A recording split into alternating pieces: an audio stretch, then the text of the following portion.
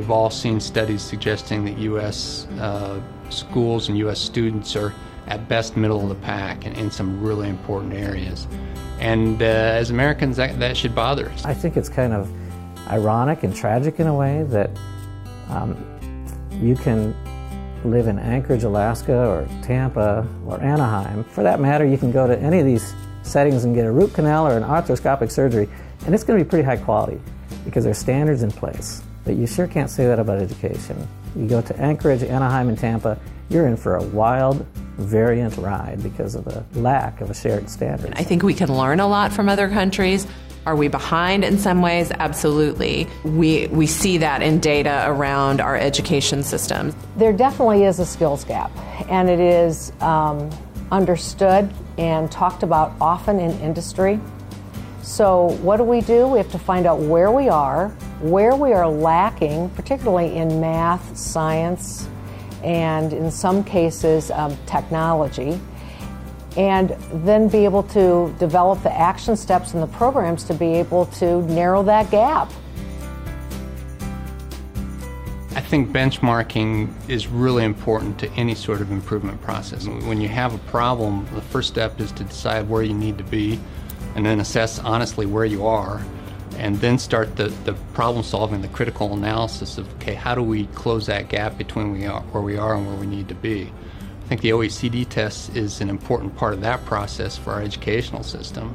I think industry has a big stake in the future of our students, and the OECD opportunity is a great one for us to be able to benchmark where our students are compared to the nations around the world. Here's something that we can ask our children to engage in that's going to give us an international benchmark, and it's beyond competing with the kid next seat. This is a global benchmarking opportunity that got us very excited. Nothing like this has crossed our paths.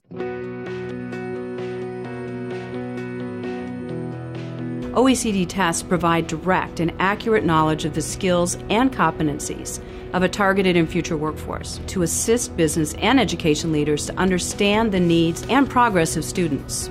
It's a formula that, if taken together, will give us exactly the workforce that we need and the curriculum that we need to drive that workforce to secure a viable, globally competitive economic development future. This is a great opportunity for us to start to measure where our strengths and our weaknesses are at, to start to get in place a baseline so that we can really concentrate on the areas that we're doing well, look at the areas that we need to improve in, and redirect. We have limited resources, and so we want to make sure that we're using those resources in the most efficient and effective manners. In order for schools to better prepare high school graduates for the workforce, they have to understand the business model. So they have to understand what we're looking for. So I think it's time we got professional and standardized excellence.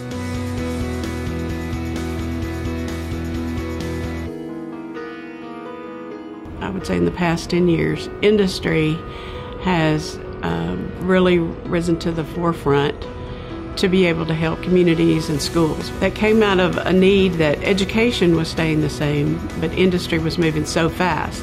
Through the OECD test for schools, communities can drive policy change that will advance U.S. competitiveness. It's really that simple. Global competition, at the end of the day, comes down to skilled workforce. When you think about sustainability and the health of communities, really it comes back to public schools.